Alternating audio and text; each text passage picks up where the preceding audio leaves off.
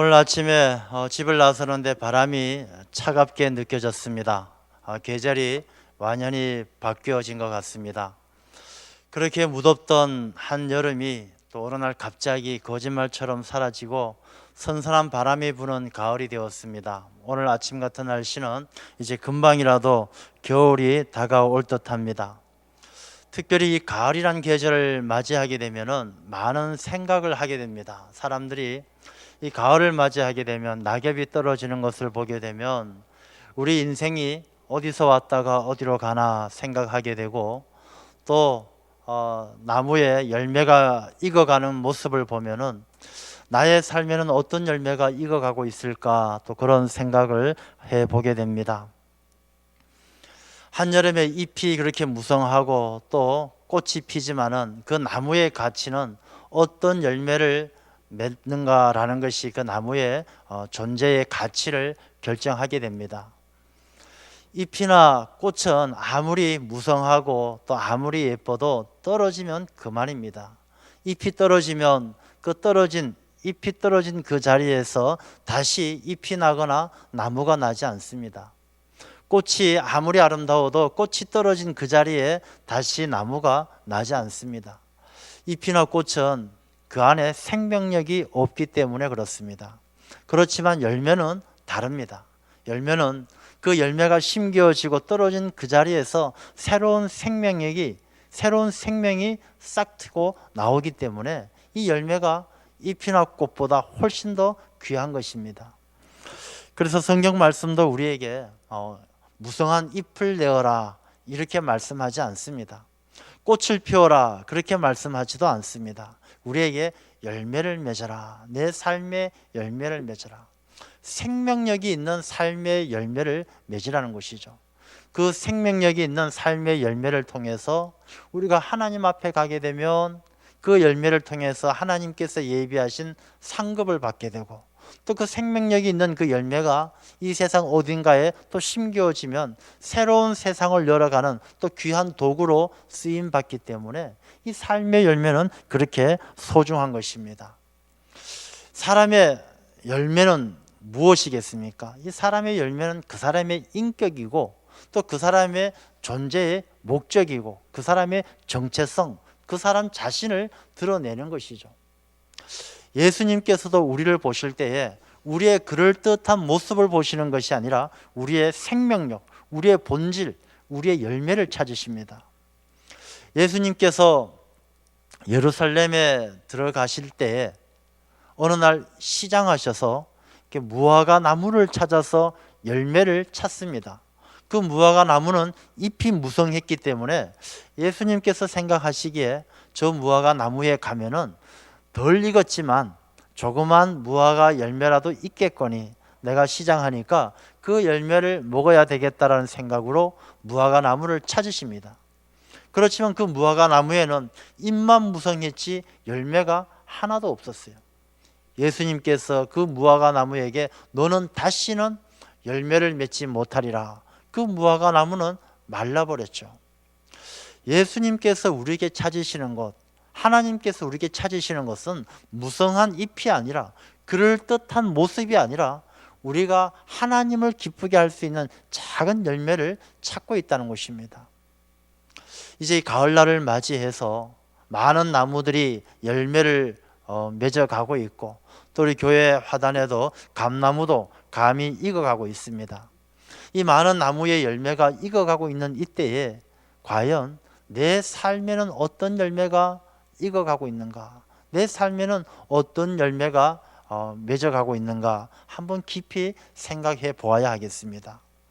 가을날이 되어서 우리가 철학적인 사고도 중요하고 인생은 어디서 왔다가 어디로 가는가 중요합니다. 그렇지만 이 가을 모든 오곡백과가 익어가는 이 계절에 정말 내 인생에, 내 삶에 하나님이 찾으실 때 하나님을 기쁘게 할 수 있는 그런 내 삶의 열매가 익어가고 있나, 맺어가고 있나 한번 깊이 통찰해보는 그런 시간들이 되시기를 바랍니다. 오늘 본문의 말씀에 읽기 17절 말씀 앞에 16절 말씀을 보면 이런 말씀이 있습니다. 그들의 열매로 그들을 알지니 가시나무에서 포도를 또는 엉겅퀴에서 무화과를 따겠느냐. 그 열매로 그들을 알게 되는데 가시나무에서 포도를 엉겅퀴에서 무화과를 따겠느냐, 이 말씀은 딴다는 말씀입니까? 못 딴다는 말씀입니까? 못 딴다는 말씀이에요. 가시나무에서 포도를 딸 수가 없고 엉겅퀴에서 무화과를 딸 수가 없다는 것입니다. 이 가시나무 중에 갈매나무라고 있습니다. 이 갈매나무는 이 포도나무랑 좀 비슷하게 생겼어요. 포도나무랑 비슷하게 생겼고 이 갈매나무의 열매도 포도송이와 비슷하게 맺힙니다. 그렇지만 포도하고는 완전히 달라요. 이 갈매나무, 가시나무에 맺히는 열매는 아주 포도송이보다 작습니다. 모양은 비슷하지만 아주 작고 그것을 먹어보면 굉장히 써요. 그래서 먹을 수가 없습니다. 아무리 갈매나무, 가시나무의 한 종류인 갈매나무가 포도와 비슷한 모양을 가지고 포도나무와 비슷한 형체를 가지고 있다 할지라도 그 열매를 먹어보면 아무리 비슷해도 포도나무가 될 수가 없고 포도 열매를 낼 수가 없다는 것입니다. 이 이스라엘 지역의 엉겅퀴도, 이 엉겅퀴가 우리 교회 하단에도 무화과 나무가 있습니다. 이 무화과 나무처럼 잎이 크고 이 나무를 보면은 무화과 나무와 비슷하게 생겼어요. 그렇지만 이 엉겅퀴는 열매가 없습니다. 무화과 나무처럼 비슷하게 생겼지만 무화과의 열매를 얻을 수가 없습니다. 그래서 가시나무에서 포도를 엉겅퀴에서 무화과를 따겠느냐, 아무리 겉모습만 그럴듯해도 그 겉모습은 비슷할지 모르지만 열매는 똑같은 열매를 내어놓을 수가 없다는 것입니다. 이 말씀은 예수님께서 우리에게 가르치시는 말씀인데, 열매라 그러면 그 사람의 삶에서 나타나는 행함이다, 행동이다라고 보았을 때 그 나무는 그 사람의 인격이고 성품이죠. 우리가 아무리 그럴듯하게 행동을, 나는 착한 척 행동을 해도 그 사람의 성품과 인격이 착한 사람이 아니면 그 사람의 행함이 아무리 애를 쓰고 노력해도 착한 열매를 맺을 수가 없다는 것입니다. 내가 아무리 믿음이 좋은 것처럼 행동하고 내가 믿음이 아주 대단한 사람인 것처럼 행동해도 그 나무가 포도나무가 아닌 다음에야, 아무리 갈매나무가 포도나무인 척해도 포도나무가 아닌 다음에야 그 나무의 열매는 포도를 낼 수 없는 것처럼, 내가 아무리 믿음이 좋은 척해도 진짜 믿음이 좋지 않으면 믿음이 좋은 하나님이 기뻐하는 열매를 내어놓을 수가 없다는 것입니다. 예수님께서 이 말씀을 우리에게 주시는 의미가 무엇이겠습니까? 우리가 그런 척, 이런 척 하는 것이 아니라 우리의 속사람이 변화되어져야, 내가 정말로 내 인품과 성격이, 인격과 성품이 변화되어져야 거기에 합당한 열매를 내는 것이지, 우리가 흉내만 내고 우리가 겉모습만, 입만 무성해서 열매가 맺힐 수 있는 것은 아니다. 우리에게 그것을 말씀해 주고 있는 것입니다. 우리가 교회에 나오면은 다 교인이다라고 이야기합니다. 우리 모두가 교인이죠. 이 교인이지만 밖에 나가서 사람들에게 교인이라고 해서 다 똑같이 평가받는 것은 아닙니다. 어떤 사람은요, 세상 사람들에게 저 사람 교인이 왜 저래? 라는 소리를 듣습니다. 교인이지만, 교회를 나가는 교인이지만 교인답지 못한 행동을 할 때는 교인이 왜 저래? 라는 소리를 듣습니다. 또 어떤 사람은 저 사람은 진짜 골수까지 예수쟁이야, 저 사람은 예수밖에 모르는 사람이야, 예수님에 중독된 사람이야 라고 평가를 받는 그런 사람도 있습니다.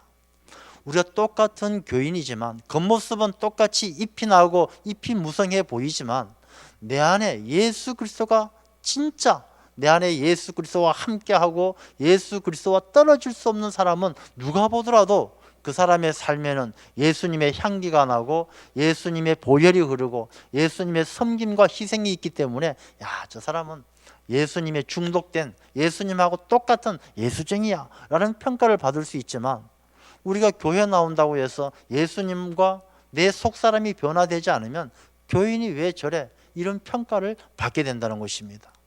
우리가 자기 자신의 삶의 열매를 통해서 그 사람의 가치가 결정되어지는 것입니다.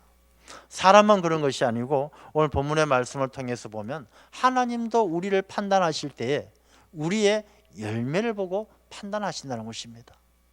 하나님께서 우리의 열매를 보시고 판단을 하시는데, 그러면 이 좋은 아름다운 열매는 우리가 어떻게 해야 아름다운 열매를 맺어서 하나님에게 상급을 받고 하나님의 칭찬을 받을 수 있을까? 오늘 이 본문의 말씀은 우리에게 가르쳐 주시는데, 이 아름다운 열매는 어디에서 나느냐? 좋은 나무에서 난다는 것입니다. 아름다운 열매를 맺기 위해서는 좋은 나무가 돼야 되지, 내가 아름다운 열매를 갖고 싶다고 아무리 애를 써도 내가 좋은 나무가 되지 않으면 결코 아름다운 열매를 맺을 수가 없다는 것이죠. 우리가 이 가을날 내 삶의 아름다운 열매를 찾을 때, 그 아름다운 열매가 내 삶의 내 겉으로 드러난 모습 속에서 찾는 것이 아니라, 내가 정말 하나님 앞에 좋은 나무인가, 내 신앙과 내 인격과 내 성품이 하나님을 기쁘게 하는 아름다운 열매를 낼 수 있는 그런 삶인가를 깊이 통찰할 수가 있어야 한다는 것입니다. 좋은 나무는 어떤 나무겠습니까? 이 좋은 나무가 되기 위해서 첫 번째는요, 그 나무의 품종이 좋아야 됩니다.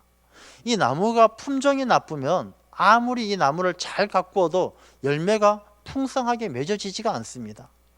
이 품종이 좋아야 된다는 것은 우리 자신이 하나님 앞에 내 자신이 정말로 훈련되어지고 연단되어지고 다듬어져서 하나님이 기뻐하는 삶을 살아갈 수 있는 그런 신앙과 인격을 가진 사람이 되어져야 한다는 것입니다.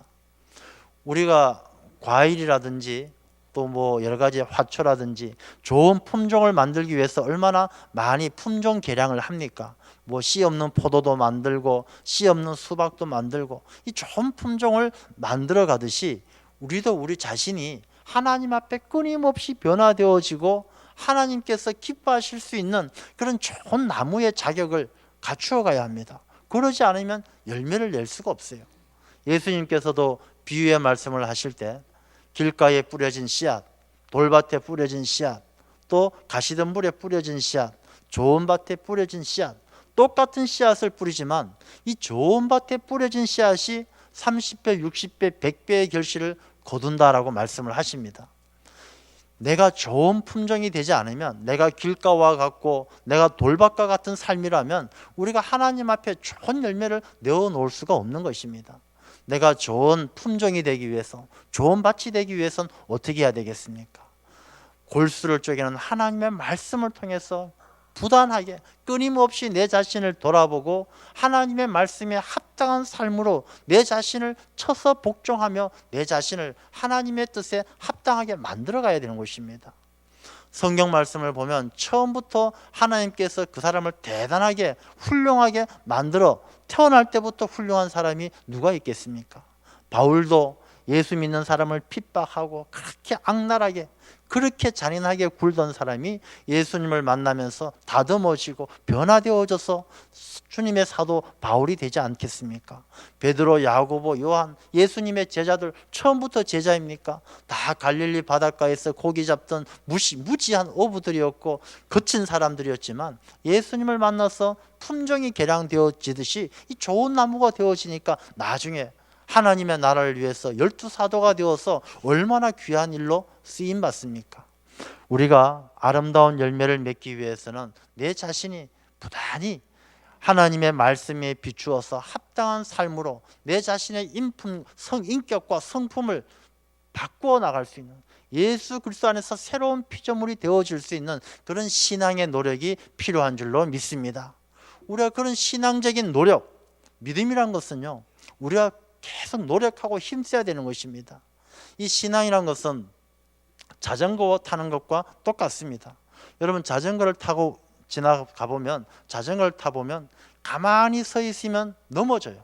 좌로나 우로나 넘어지게 되어 있습니다. 성경 말씀은 좌로나 우로나 치우치지 말라 그러죠. 좌로나 우로나 넘어지지 않기 위해서는 자전거가 페달을 밟아서 힘을 주고 앞으로 나아가야만이 넘어지지 않는 것입니다. 우리의 신앙생활은 바로 그런 거예요. 신앙생활은 하나님을 향해서 좋은 나무가 되기 위해서, 하나님께서 기뻐하시는 아름다운 열매를 내는 나무가 되기 위해서 열심으로 노력하고 말씀 읽기에 힘쓰고 모이기에 힘쓰고 쉬지 말고 기도하고, 그런 노력이 있어야 우리의 신앙이 넘어지지 않는 것입니다. 우리가 이렇게 좋은 나무가 되기 위해서는 우리가 기도하고 모이기에 힘쓰고 예배에 힘쓰고 그 노력이 필요한 것입니다. 이 좋은 나무는요, 우리의 마음의 중심에 달려 있는 것입니다. 우리가 얼굴이 인물이 예쁘다고 좋은 사람이 아니에요. 키가 크다고 하나님이 기뻐하는 사람이 아닙니다. 하나님께서는 우리의 외모를 보시는 것이 아니라 우리의 마음의 중심을 보시기 때문에 내 마음의 중심에 늘 말씀으로, 골수를 쪼개는 하나님의 말씀으로 내 자신이 새로워지고 하나님의 뜻에 합당하게, 이 자전거가 쉬지 않고 앞으로 나아가야만 넘어지지 않는 것처럼 하나님을 향해서 나아가는 그 삶이 우리를 좋은 나무로 만들어주고 또 그 좋은 나무에는 합당한 아름다운 열매를 맺게 하실 줄로 믿습니다. 우리가 그런 신앙의 노력이 필요합니다. 또 이 좋은 나무가 되기 위해서는 품종만 좋은 것이 아니라 또 좋은 땅에 자리 잡아야 됩니다. 아무리 좋은 품종의 나무라 할지라도 사막 가운데 심어 놓으면 살 수가 없는 거예요. 이 좋은 땅에 심어져야 되는데, 이 좋은 땅이라는 것은 성경 말씀을 통해서 보게 되면 시편 1편에는 시냇가에 심기운 나무, 예레미야서 17장을 보게 되면 물가에 심겨진 나무, 이 물가에 심겨져야 되는 거예요. 이 물가라는 것이 무엇입니까? 물은요, 생명수예요. 예수 그리스도를 의미하는 것입니다. 우리가 아름다운 열매를 풍성하게 거두기 위해서는 예수님을 떠나서는 살 수가 없는 것입니다. 물된 동산이 되지 않으면, 생명수가 있는 예수 그리스도 안에 있지 않으면 우리가 아름다운 삶을, 아름다운 열매를 낼 수가 없습니다. 왜 그렇습니까? 예수님께서는 내가 세상을 이겨노라 라고 말씀하셨어요. 예수 그리스도께서 세상을 이기신 것처럼 예수 그리스도의 생명수가 내 안에 충만할 때, 그 나무에 물이 충만할 때 아름답고 풍성한 과일을, 풍성한 열매를 맺는 것이지, 물이 없어서 바짝 말라 있으면, 그 물이 없어서 말라 죽어가면 무슨 열매를 내겠습니까? 열매가 맺혀도 삐쩍 말라가지고 껍데기밖에 없는, 쓰지도 못하는 그런 아무 필요 없는 열매를 낼 수밖에 없는 것이죠. 물가에 심겨진 것처럼, 시냇가에 심겨진 것처럼 내 영혼의 뿌리가 예수 그리스도에게 늘 깊이 뿌리를 내려야 하는 것입니다. 뿌리가 튼튼해야 되죠. 오늘 한글날인데 우리 용비어창가에도 보면 그런 대목이 나오잖아요. 뿌리가 깊은 나무는 바람에 아니 멜세. 뿌리가 깊은 나무는 바람에 흔들리지 않는 거예요. 우리가 뿌리가 약하면요, 그 나무는 금방 엎어지고 그 나무는 제대로 자랄 수가 없는 것이죠. 나무가, 이 뿌리는 예수 그리스도에게 깊이 물가에 딱 심겨져 있으면 어떤 가무는 날이 와도, 아무리 가물어도, 아무리 이 태양볕이 쨍쨍 내리쬐도 물가에 심겨진 나무는 마르는 법이 없어요. 잎이 청청하고 결실이 그치지 아니하는 것입니다. 그런데 이 나무를 자꾸 옮겨보세요. 물가에 심겼다가 이쪽 화단에 심겼다가 저쪽에 심겼다가 이 나무가 병들어 죽는 거예요. 우리가 예수 그리스도에게 뿌리를 깊이 내리되 또 중요한 좋은 땅이 무엇이냐? 우리가 주님의 몸된 교회를 중심으로 신앙생활하는 게 아주 중요하다는 것입니다.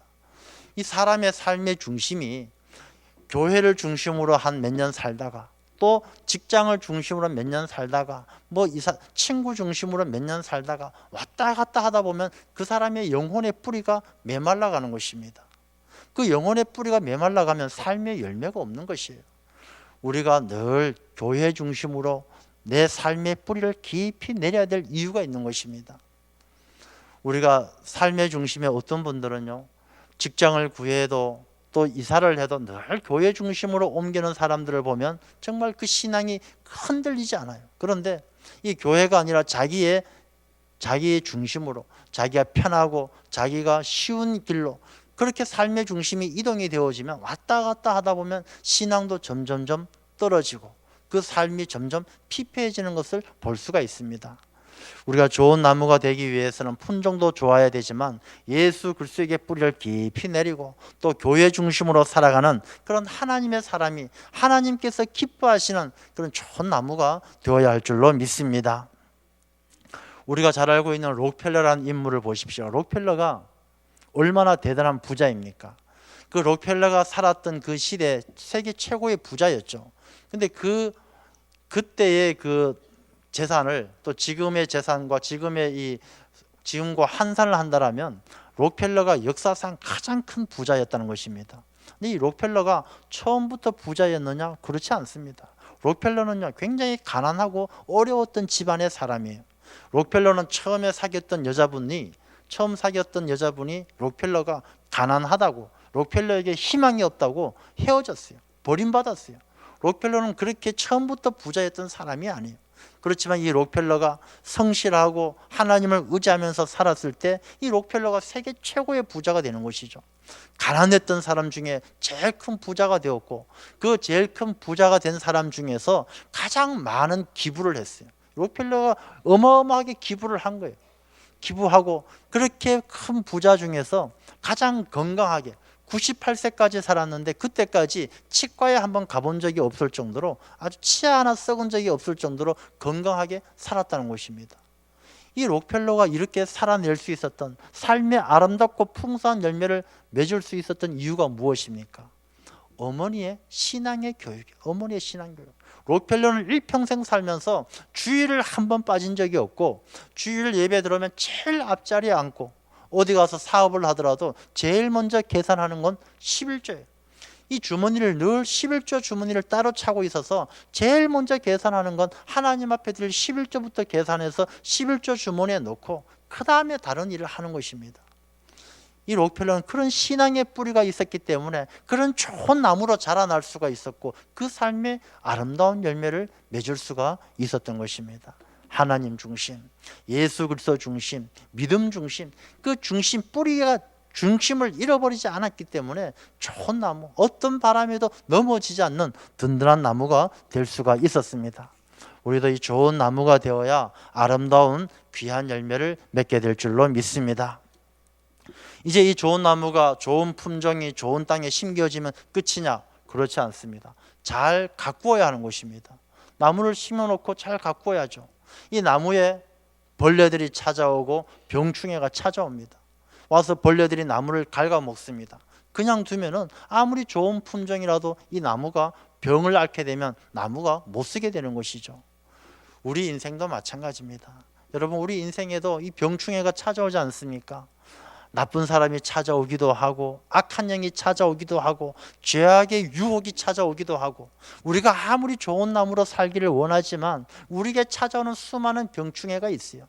이 벌레가 찾아오면 벌레를 잡아서 떼줘야 되고, 우리가 다 나쁜 이 균들이 들어오게 되면 약을 쳐서 이 병충해를 방제를 해줘야 이 나무에 아름다운 열매를 맺을 수가 있는 것입니다. 이것은 우리가 영적으로 이해를 한다면 끊임없이 영적인 전쟁이 일어난다는 거예요. 우리가 살아가면서 아무런 어려움 없이 아름다운 열매를 맺을 수 있느냐? 그렇지 않습니다. 끊임없이 영적 전쟁을 싸워 나가야 되는 것입니다.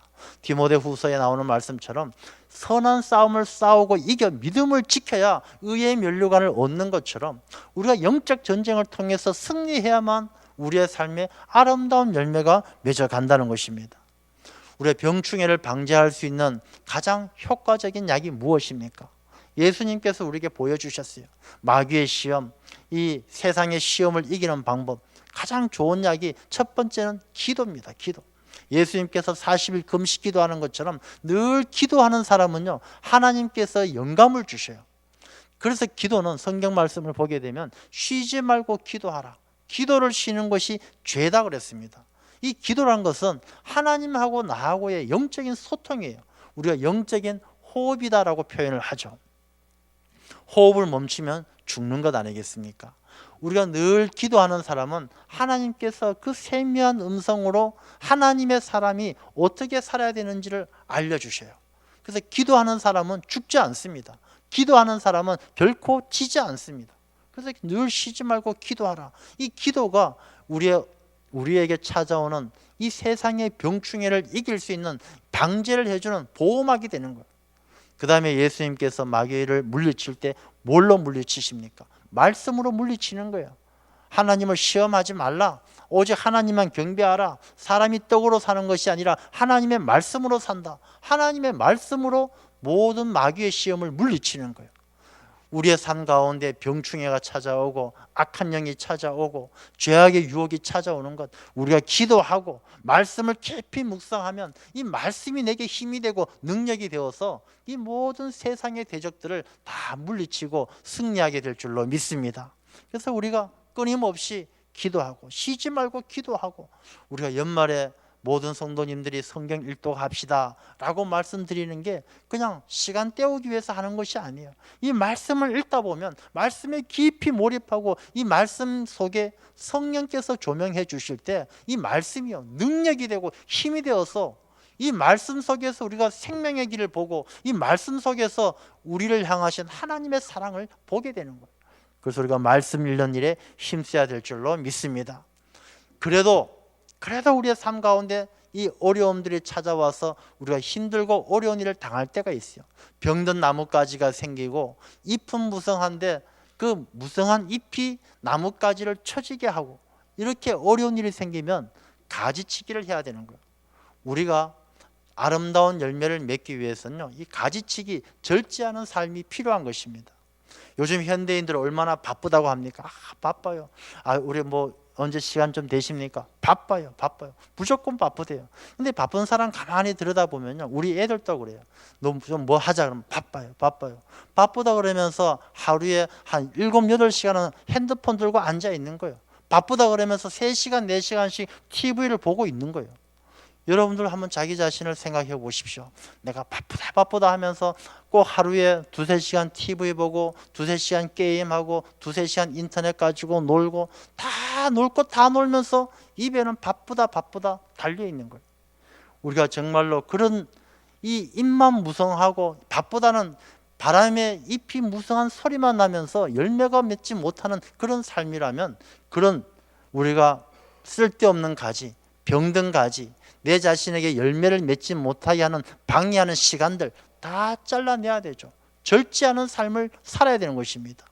그렇게 가지치기를 해야 아름답고 풍성한 열매가 맺어지는 것이지, 다 바쁘고 TV 보고 핸드폰 가지고 놀 거 다 놀고 PC방 가서 오락할 거 다 하고 다 놀 거 다 놀면 어디 가서 아름다운 열매를 맺겠습니까?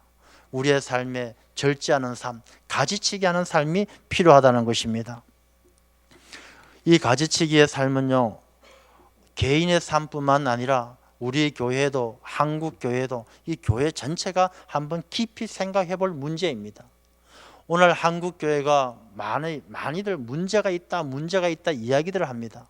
근데 문제가 있다라고 이야기만 하면서 현실적인 대안을 내어놓지 못하는 그런 안타까움이 있는데, 이 우리 한국 교회, 또 우리 교회, 우리 삶, 현대인들의 삶 자체가 그래요. 저는 가장 시급하게 필요한 것이 좀 가지치기를 해서 삶을 단순화시킬 필요가 있습니다. 한국 교회도 뭔가 자꾸 일만 벌려놓고 열매 없이 입만 무성하다는 느낌을 받을 때가 많이 있는 거예요. 교회들이 그렇습니다. 교회들이 재정이 많아야 된다, 사람이 많아야 된다, 행사가 많아야 되고 프로그램이 있어야 되고 뭐가 있어야 되고 많이들 잎은 무성한데 정작 하나님께서 기뻐하시는 아름다운 열매를 내어놓지 못하는 그런 경우들이 얼마나 많이 있습니까? 우리가 하나님께서 기뻐하시는 아름다운 열매를 맺기 위해서는 절제할 줄 알아야죠. 좀 필요 없는 것, 세상에 대한 욕심, 여러 가지 다른 사람들 앞에 내세우는 자랑거리 다 잘라내고 정말 하나님 앞에 내 삶을 단순화시켜서 하나님을 기쁘게 하는 삶으로 우리가 집중할 때, 그때 아름다운 열매가 맺어지지 않겠습니까? 종교개혁, 10월 마지막 주일이 종교개혁 주일인데요, 이 종교개혁이 그렇습니다. 이 종교개혁이 중세 때 그 카톨릭에서 잘못된 교권, 여러 가지 하나님의 뜻에 합당하지 않았던 얼마나 많은 일들이 있었습니까? 면죄부를 팔기도 하고 그냥 거짓된 이야기들을 하고, 이 종교개혁이 그런 것들을 다 잘라내고 오직 하나님께로, 오직 믿음으로, 오직 말씀으로 돌아가자, 단순화하자, 다른 걸 다 잘라내고 하나님 중심으로 가자, 그게 바로 종교개혁 아니겠습니까? 이 프로테스탄트 항거하는 사람들, 잘못된 권력, 잘못된 것에 대해서 항거하고 오직 하나님 중심으로 돌아가는 게 종교개혁이었죠. 우리가 오늘날에도 종교개혁이 필요한 것입니다. 이 종교개혁은 교회에서 일어나는 것이 아니라 내 안에서부터 시작되어져야 되죠. 내 안에 세상에 대한 욕심, 내 안에 성공에 대한 야망, 이런 것들에 대해서 항거하고 내 안에 하나님께서 들려주시는 세미한 음성으로 내게 주시는 신앙의 양심으로 순종하고 섬기고 헌신하고 희생하고 또 하나님께서 주시는 신앙의 양심에 예라고 순종할 수 있어야 우리가 내 안에서부터 시작되어진 개혁이 교회를 바꾸고 나라를 바꾸고 세상을 바꾸고 하나님의 나라를 이루어가지 않겠습니까? 내가 내 안에서 개혁되지 않으면서 누군가 다른 사람만 자꾸 개혁되기를 원한다라면 그것은 자기 자신에게 또 하나의 올무요, 또 하나 잘못된 자기 자신이 또 하나 고쳐야 될 것이 생겨나는 것에 다름이 아니라는 것입니다. 개혁을 원한다라면 나 먼저 개혁해야 되고, 항거해야 된다라면 내가 먼저 내 안의 욕심에 대해서 항거함으로 자기 자신을 하나님 앞에 바로 세워 나갈 수 있는 그런 우리들이 되어야 할 줄로 믿습니다. 이런 삶을 통해서 우리가 하나님께서 기뻐하시는 아름다운 열매, 성경 말씀에는 한마디로 집약을 한다라면 성령의 열매죠. 성령의 열매. 그 열매는 내가 만들어내는 것이 아니라 내 안에 예수님께서 나를 비우고 내 주인된 자리에 예수님께서 찾아오셔서 성령의 열매, 사랑, 화평, 오래 참음, 온유, 겸손, 절제, 그런 성령의 열매를 맺어갈 때 하나님께서 그 사람의 삶을 기뻐하셔서 그 사람을 복되게 하시고 자손까지 복되게 하시고 또 의의 면류관을 준비하시고 그 사람을 복 주시는 거예요. 그런데 우리가 아무리 자기 자신이 그럴듯해도 오늘 본문의 말씀처럼 열매를 맺지 아니하면 나무마다 찍혀서 불에 던져지는 거예요. 우리가 이런 열매가 없으면 잎이 무성해도 아무리 꽃이 아름다운 것 같아도 세상에서 성공하고 잘난 것 같아도 하나님 앞에 기뻐하는 아름다운 열매가 없으면 마지막 때 심판을 피할 수 없다는 것입니다. 주여 주여 하는 자마다 천국 가는 것이 아니라 아버지의 뜻대로 행하는 자, 하나님이 기뻐하는 하나님의 뜻에 합당한 아름다운 열매가 있는 자가 천국을 들어가게 된다는 것입니다. 여러분, 이제 가을입니다. 우리의 삶을 한번 깊이 돌아보십시오. 철로 역정에 이런 구절이 나옵니다. 철로 역정에 보면 심판의 날에 사람들은 자기들의 열매를 따라서 심판을 받게 될 것이다. 너는 무엇을 믿었느냐 하는 질문이 아니라 너는 그 믿음으로 어떤 열매를 맺었느냐라는 질문을 받게 될 것이다. 우리가 하나님 앞에 서게 되면 너는 무엇을 믿었느냐가 아니라 그 믿음으로 어떤 열매를 맺었느냐라는 질문을 받게 된다는 것입니다. 오늘 주신 말씀도 주여 주여 하는 자가 다 천국 가는 것이 아니라 하나님의 말씀대로 행하는 자, 하나님께서 기뻐하는 열매를 맺은 자가 천국 간다라고 말씀을 하고 있는 것입니다. 우리가 이 가을을 맞이하면서 모든 나무들의 결실을 맺어가는 이 계절 속에 나 자신을 한번 깊이 돌아보는 시간이 되기를 바랍니다. 우리가 내 자신을 돌아보면서 내가 하나님 앞에 정말로 좋은 밭과 같은 좋은 나무가 되어 있는가, 그리고 내 삶의 내 영혼의 뿌리가 주님에게 깊이 내리고 있는가, 교회 중심으로 살아가고 있는가, 우리가 돌아보면서 하나님이 기뻐하시는 아름다운 열매로 하나님의 칭찬을 받고 하나님께서 영광 받으시는 그런 하나님의 자녀된 삶을 살아가는 우리 모두가 되시기를 간절히 축원합니다. 하나님 아버지, 감사합니다. 이 풍년이 들고 모든 열매가 익어가는 이 좋은 계절에 우리의 삶을 다시 한번 깊이 돌아봅니다. 아버지 하나님, 우리가 좋은 나무가 되어 하나님이 기뻐하시는 아름다운 열매를 맺어가는 삶이 되기를 소망합니다. 아버지 하나님, 내 영혼의 뿌리가 주님에게 깊이 내리기를 소망합니다. 아버지 하나님, 저희들 붙들어 주셔서 늘 주 안에서 새로운 피조물로 거듭나게 하여 주옵시고 아름다운 열매로 하나님께 영광 올려드리는 주님의 귀한 백성된 삶으로 인도하여 주시옵소서. 예수님 이름으로 기도드리옵나이다. 아멘.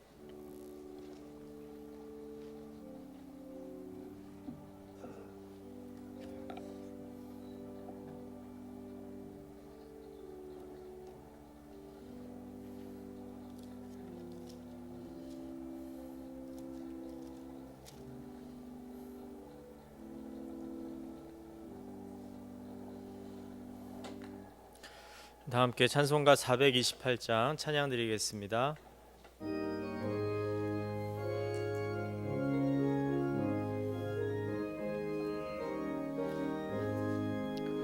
내 영혼의 햇빛 비치니 주 영광 찬란해. 이 세상 어떤 빛보다 이 빛 더 빛나네. 주의 영광 빛난 광채 내게 비춰 주시옵소서. 그 밝은 얼굴 배울 때 나의 영혼 기쁘다. 내 영혼에 노래 있으니 주 찬양합니다. 주 귀를 기울이시사 다 듣고 계시네. 주의 영광 빛난 광채 내게 비춰 주시옵소서.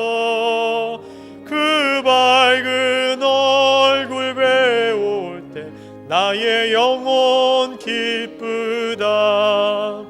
내 영혼의 봄날 되어서 주 함께 하실 때 그 평화 내게 깃들고 주 은혜 꽃피네. 주의 영광 빛난 광채 내게 비춰 주시옵소서. 그 밝은 얼굴 배울 때 나의 영혼 기쁘다. 내 영혼에 희락이 있고 큰 소망 넘치네. 주 예수 복을 주시고 또 내려주시네. 주의 영광 빛난 광채 내게 비춰 주시옵소서. 그 밝은 얼굴 배울 때 나의 영혼 기쁘다. 하나님 아버지, 참으로 감사합니다. 저희들을 사랑하여 주셔서 이 험악한 세상 가운데도 늘 지켜주시고 또 거룩한 주님의 날 우리의 마음을 붙들어 인도하여 주심으로 아버지의 집에 나와 마음을 다하고 영과 진리로 예배할 수 있도록 인도하여 주신 것 감사와 영광을 올려드립니다. 아버지의 그 크신 사랑에 감사하며 귀한 예물로 아버지께 경배합니다. 이 예물 가운데 하나님께서 함께하여 주셔서 이 예물이 씨앗이 되어 뿌려지는 곳마다 하나님의 나라가 역사하시고 하나님께서 기뻐하시는 아름다운 열매를 풍성히 거둘 수 있도록 인도하여 주시옵소서. 이 시간 예배하는 모든 주의 백성들 아버지께서 그들의 형편을 다 아실 줄로 믿습니다. 상처 입은 자들은 위로하여 주옵시고 외로운 자들은 주님께서 함께하여 주옵시고 병든 자들은 치유하여 주셔서 오직 하나님의 은혜 가운데 새 힘을 얻게 하여 주시옵소서. 우리 모두의 삶이 좋은 나무처럼 하나님 앞에 변화되어진 새 피조물이 되어서 아름다운 열매로 하나님을 기쁘게 하는 복된 삶이 되어질 줄로 믿사오며 살아계신 예수님 이름으로 기도드리옵나이다. 아멘. 교회 소식을 말씀드리겠습니다. 교회 모든 공예배에 모이기를 힘써 주시기 바랍니다. 다음 주일은 창립 67주년 감사주일입니다. 지금까지 우리 교회를 인도해 주신 하나님의 크신 은혜를 정성껏 감사드리며 기쁨을 나누는 시간이 되시기를 바랍니다. 다음 주일 오후 찬양 예배 시 항존식 은퇴식이 있습니다. 하나님의 나라와 교회를 위하여 헌신하신 은퇴자들에게 진심으로 감사를 드립니다. 은퇴자들을 위하여 기도해 주시고 격려해 주시기 바랍니다. 하반기 세례 입교식이 30일 3부 예배 시에 있습니다. 세례 입교를 희망하신 분은 신청서를 작성하여 사무실로 제출해 주시고 준비 교육에 참석해 주시길 바랍니다. 2017년 대학 입시를 앞둔 수험생 자녀들과 취업을 준비하고 있는 자녀들을 위해 기도해 주시기 바랍니다. 각 기관 원래회가 3부 예배 후에 있습니다. 창립 감사주일 특별 새벽 기도회가 10일 월요일 내일부터 금요일 15일까지 있습니다. 토요일 특별 새벽 기도는 없습니다.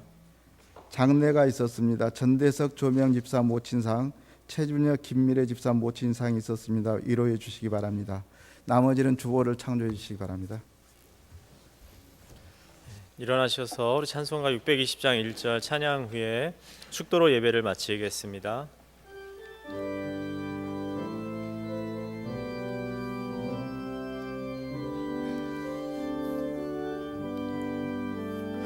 여기에 모인 우리 주의 은총 받은 자여라. 주께서 이 자리에 함께 계심을 아노라.